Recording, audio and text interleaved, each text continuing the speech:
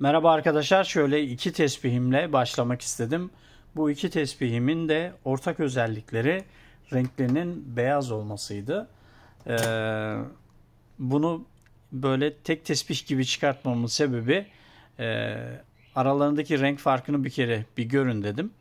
E, Bunun daha koyu oluşu daha eski yapılmış olmasından kaynaklanıyor. Bunun daha açık oluşu bundan daha sonra yapıldı. Yani ilk belirtiler bunlar. İlk gözlemleyebileceğimiz şeyler bunlar. Fakat malzeme birebir aynı malzeme değil. İki malzemenin de parçaları vardı burada. Bir dakika. Evet. Bakın bunun malzemesi. B02 idi bu. Bu da B04 bu tesbihin malzemesi.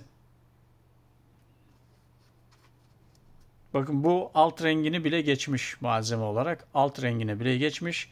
Üst rengine kavuşmuş neredeyse. Çok güzel bir görüntü oluşturmuş. Çok hoş oldu gerçekten. Benim de çok hoşuma gitti. Bu tesbihimizin de üst rengine bir bakalım. Evet, üst rengine kavuşmuş, hatta üst rengini geçmiş bile. Bu malzememizin şimdi özelliklerinden biraz bahsedeceğim. Şimdi bu malzememiz normalde biraz daha beyaz. Şurasına bir törpü vuracağım, biraz görün. Biraz daha beyaz. Bu beyazlık yetmez. Şimdi tıraşlayınca göreceksiniz.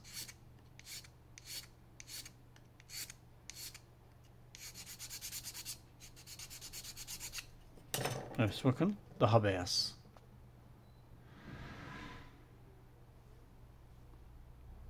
Net mi acaba? Yaklaştırıyorum. Malzememiz bildiğimiz bembeyaz arkadaşlar. Şimdi bu bembeyaz malzeme işçilik yapıldı. Hassas işçilik bu arada bu işçiliğimiz. Hassas işçiliğimiz renk aldı biraz. Pastel görünümden şu renge kavuştu. Ondan sonra şimdi buradaki bir sürpriz daha var. Malzeme de kendi kendine etkileşime girdi. Malzeme de değişime girdi. Bu malzemenin içinde hareler oluştu arkadaşlar. Buna hiç bakmadık. İçinde yine pastel olduğunu düşünüyorum ama bu da bu görünümde olduğu halde bunun içinde damarlar oluştu. Çok ince damar olduğu için ışık vurduğumda gözükmüyor. Ama ben çıplak gözle onları görebiliyorum, seçebiliyorum. Yine de bir bakacağım. Daha önce de görmüştük bunları. B02 arkadaşlar. Bakın şu imamede biraz bayağı bir damar var. Görebilecek misiniz? Ben çok net görüyorum şu anda ışıkta. Şöyle bir yaklaştırayım bakayım. Görebilecek misiniz? Biraz daha yaklaştırayım. Evet. Işığı uzaklaştırsam böyle pastel gözüküyor. Bakın. Yani aslında damarlar gözüküyor. Bakın belki görebilirsiniz. Biraz daha yaklaştırayım.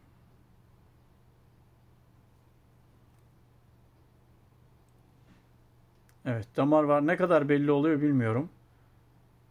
Çok emin olamadım ne kadar belli oluyor bilmiyorum.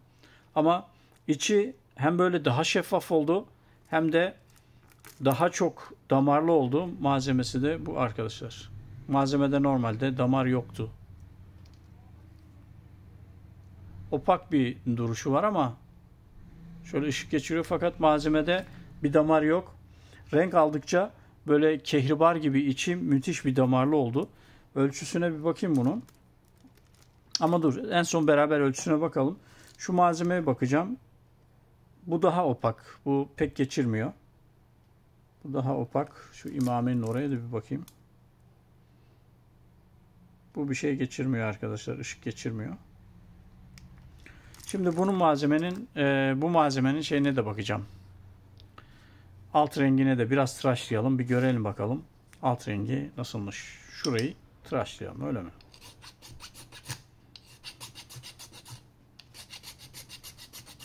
Şöyle törpüyle alıyorum. Bakın bunun da alt rengi beyaz arkadaşlar. Malzeme bayağı renk almış. Bakın bu malzeme bu hale gelmiş. Siz de bir görün.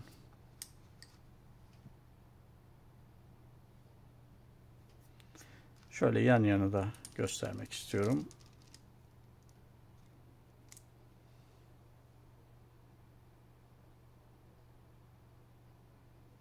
Aşağı yukarı bununla aynı tonda ama bu biraz daha beyaz buna göre. Şöyle yan yana da tutabiliriz. Çok aşırı belirgin değil ama bu biraz daha beyaz gibi. Opaklı yarı saydam oluşu belki biraz daha fazla ışık geçiriyor oluşu biraz daha beyaz gösteriyor da olabilir. Şimdi bunların ölçüsüne bakalım. Bunlar eskimiş, renk almış tesbihlerimiz. Ayrıca bir güzelliği var tabii ki. Bu tesbihimiz 9'a 13. Bu tesbihimiz dar ağızlı fıçı kesim 10'a 13. Şimdi bunların bir lezzetine bakalım. Şöyle bir inceleyelim.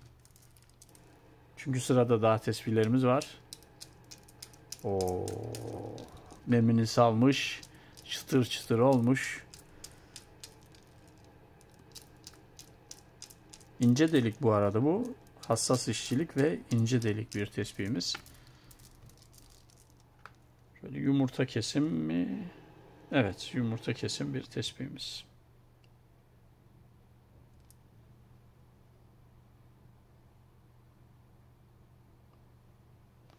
Malzemesiyle beraber. Çok güzel yerlere gidiyor renkleri. Gerçekten çok hoş. Takip etmesi de hoş. Taşıması da hoş. Çekmesi de hoş. Şimdi bakın buna bakın. Bu ne kadar çok renk almış. Daha eski bir yapımdı bu. Bu biraz daha kalın delik. Dar ağızlı fıçı kesim.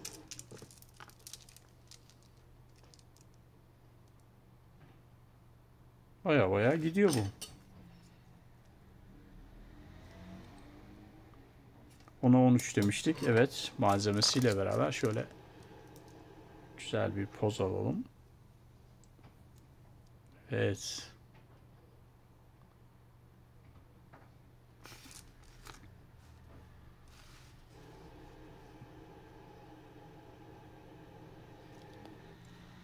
Çok hoş bir duygu. Şu güzelliklere bakar mısınız? Evet. Şuna da bir bakalım.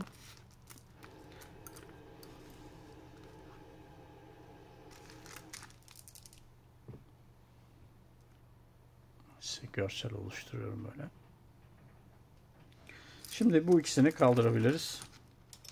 Şimdi bir tane daha böyle eskimiş bir tesbihim var.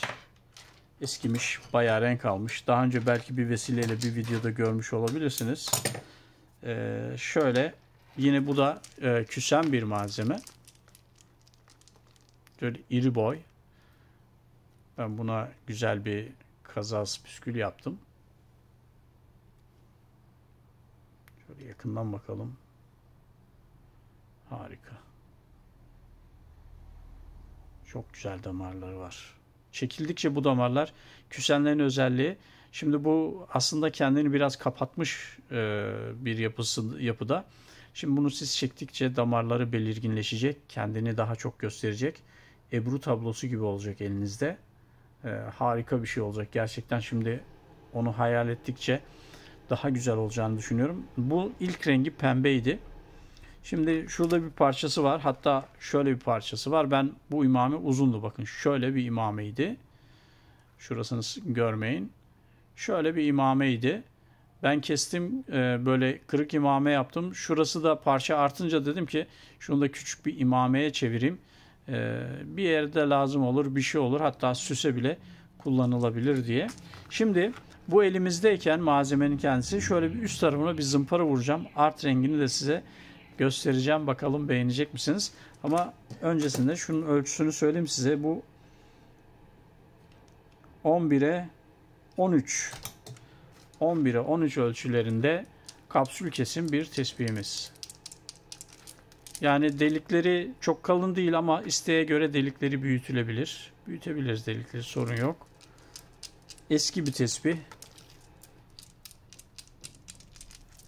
Evet, çıtır çıtır olmuş zaten malzeme de ama daha tesbihimiz çekilmedi. Tesbihimiz hiç henüz çekilmedi. Şimdi bu tesbihimizin şöyle bir malzememizin üstüne vuralım. Buradan çünkü sorun olmaz. Taneyi de bozmaz. Bu zaten yedek tane.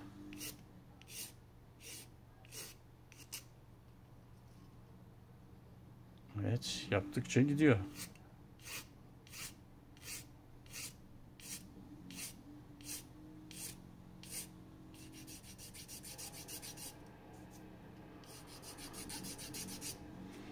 Daha geniş bir alan olsaydı tespihin alt rengini daha iyi gösterirdi. Şu anda elimizde dar bir alan var. Ona göre bir çalışma yapıp gösteriyoruz. Bakın üst rengine bakın. Alt rengine bakın. Daha çok ilk halinde, malzeme halindeyken biraz daha pembemsi bir yapısı vardı. Malzeme de eskidikçe pembemsi yapı biraz daha krem tonuna dönmüş. Evet. Çünkü malzemenin kendisi de eskiyor. Malzemenin kendisi de renk alıyor. Değişime uğruyor. Bu açıdan yani onun aynı renk kalması söz konusu değil tabii. Aynı renk kalmamayabiliyor.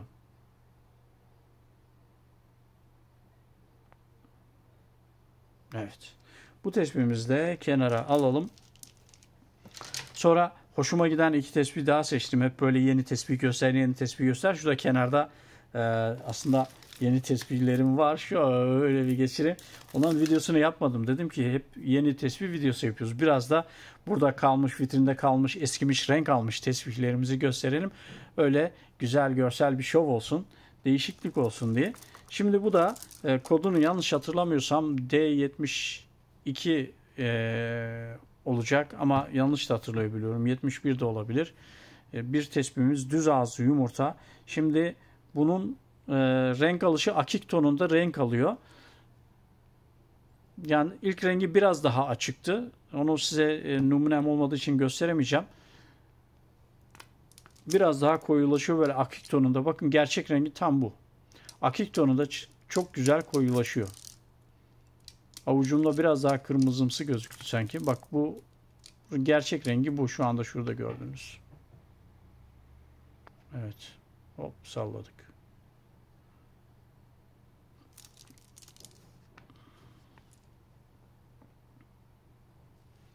Ölçüsüne bakalım. Ona 13. Ona 13 düz ağızlı yumurta. Harika bir tespih. Sertleşmiş, çıtır çıtır olmuş bir tespih arkadaşlar. Çekim lezzeti de gerçekten çok güzel.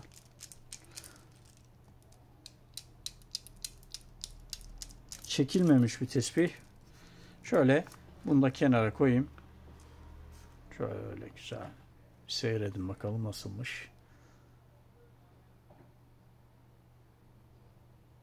Evet. Böyle kenara aldım. Bir tane de aynı kesim, muhtemelen aynı boy. Bakın şöyle yeşil bir tespihim var. Bunları sevdiğim için size gösteriyorum. Kesimlerini de, ölçülerini de seviyorum. Bakın alt rengi böyle. Evet, alt rengi böyle.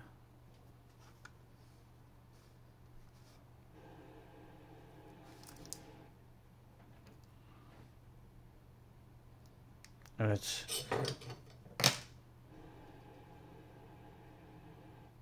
Normal rengi de böyle. Ses çok iyi. Şimdi ölçüsüne bakacağım. Ona 13,5, bu biraz daha büyükmüş. Ona 13,5, diğerinden büyük. Bu yeşilin kodunu hatırlamıyorum. Öyle ani gelişen bir refleksle bunları aldım geldim size video çekiyorum. Malzemesini araştırmadım, peşine de düşmedim. Belki kodunu buluruz ama siz benden daha iyi biliyorsunuz. Bunları görüyorsunuz. Sürekli takip ettiğiniz için bunların kodunu siz daha iyi tahmin edersiniz bence. Çok güzel. Evet. Son bir parçamı göstereceğim. Onu da çok seviyorum. Sevdiğim için size hemen çıkarıyorum. Bakın bu tespihimde yine D25 koduyla adlandırdığımız bir kodu var. D25 olarak seçmemin bir sebebi vardı. Ben malzemeyi çok sevmiştim. Bu malzemeyi çok sevdiğim için bu da Erzurum olsun dedim. Çünkü ben Erzurumluyum biliyorsunuz. Bu da Erzurum olsun dedim. Hep Malatya mı olacak bilmem ne mi olacak. Bir de Erzurum'umuz olsun dedim. Bu malzemeyi gerçekten çok beğendiğim için bu da Erzurum olsun demiştik. D25 olarak kodlamıştık. Bu şimdi kesme bir tespihimiz. Ölçüsü de 9'a 14 diye hatırlıyorum. Doğru hatırlamışım. 9'a 14 kesimi olan bir tespihimiz. Çekilmedi. Malzeme sertliği çok iyi. Çıtır çıtır bir yapısı var. Biraz da böyle kendime göre çekim boşluğunu bırakmışım. Ondan mı acaba biraz daha güzel geliyor. Gevşek tespih çeken arkadaşlar var. Sıkı tespih çeken arkadaşlar var. Böyle bayağı dar oluyor. Şöyle tane boyam benim parmağım girmiyor araya. Ya da onu ancak böyle tek çekersiniz. Bakın buradan frenliyorum aslında. Tek çekersiniz. Ben de tek çekemiyorum. Beni rahatsız ediyor. Tespih boyu ne kadar gevşekse, boşluk ne kadar fazlaysa çekim lezzetiniz de o kadar güzel oluyor. Ben mesela birer tane boyu, yani 2 tane boyu, tek taraftan bakınca 2 tane boyu genelde boş bırakıyorum. Bu biraz daha 3'e yaklaşmış. Biraz daha güzel. Bunu böyle uzun olduğu için de çift taraflı tutuyorum. Aslında 3 tane bana biraz uzun. Ben genelde 2 tane çekiyorum. Şu an tek çekince evet biraz uzun. Biraz uzun. Normalde biraz daha kıstığımda 2 tane boyuna göre geldiğimde evet çok rahat. Çok rahat. Parmaklarım çok rahat giriyor arasına. Çok rahat çekebiliyorum. Çıtır çıtır ses alabiliyorum. Yani bu güzellikleri siz de yaşayabilirsiniz. Ama çok dar, çok sıkı çekiyorsanız inanın bu lezzeti alamazsınız. Sadece tesbih parmaklarınızla döner ama şu sesi, şu çıtırtıyı, şu lezzeti almak istiyorsanız benim gibi siz de çift tane boşluk bırakın. Tabi tesbihe göre, bu çift tane neye göre hesaplıyoruz? Hemen söyleyeyim. Tesbihin boyuna göre de bunu hesaplayabiliyoruz. Boyu büyükse daha fazla bırakıyoruz. Mesela tane ölçüsü büyük olduğu için, ama şöyle yapabiliriz. Mesela biz küçük tesbih çektiğimizde tesbihin boyu mesela 2 tane boyu böyle boşluk bıraktığınızda eliniz girmeyecektir arasına. Taneler küçük olduğu için, parmağınız büyük kaldığı için biraz daha geniş bırakabilirsiniz. Mesela 6'ya 10 gibi şeylerde 2 tane değil de 3 tane boyu, 3,5 tane boyu olabilir. Şimdi bunda boy büyük olduğu için böyle büyük bıraktık ama bu boy biraz daha büyük olsa çok rahat eliniz girmeyecek. Bu defa elinize bol gelebilir. O yüzden tespihinize göre çekim lezzetinizi ayarlıyorsunuz bir kere. Şöyle diyorsunuz ki bu bana yeter. Ondan sonra devam ediyorsunuz orada. Ayarlamalarla ilgili de mesela eğer ayarlama sıkıntısı çekiyorsanız ürünlerinizi pala fren yaptırın. Çok kolay ayarlayabiliyorsunuz. Öbür türlü de göstermiştik. Küçültmek istiyorsanız şu burguyu açarak araya iğne sıkıştırıp aşağı çekiyorsunuz düğümü biraz. Biraz sıkıştırıyor öyle. Açmak isterseniz de alt taraftaki orta yere iğneyi geçirip şu burguyu gevşetip yukarı itiyorsunuz. Öyle de bir boşluk arttırma durumu oluyor arkadaşlar. Onlarla ilgili videolar var. İzlersiniz. Çok güzel bir tesbihimle bu videomu bitireceğim. Sağlıkla kalın. Hoşça kalın arkadaşlar. Başka videolarda buluşmak üzere. Atayım dur. Dur. Size hepsini yan yana göstereyim. Biraz daha genişleteyim ekranı. Şöyle yan yana. Böyle gösterdiğim sıraya göre dizeyim mi? Evet. Becerebilirsem öyle yapayım. Gösterdiğim sıraya göre dizeyim. Evet.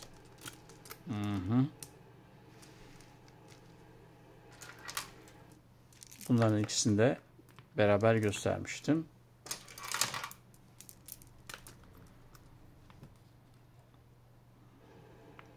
Evet. Malzemeleri yanına koyalım. Bu da bunun. Gözüksün değil mi? Evet, çok güzel oldu. Güzel bir görsel alacağım.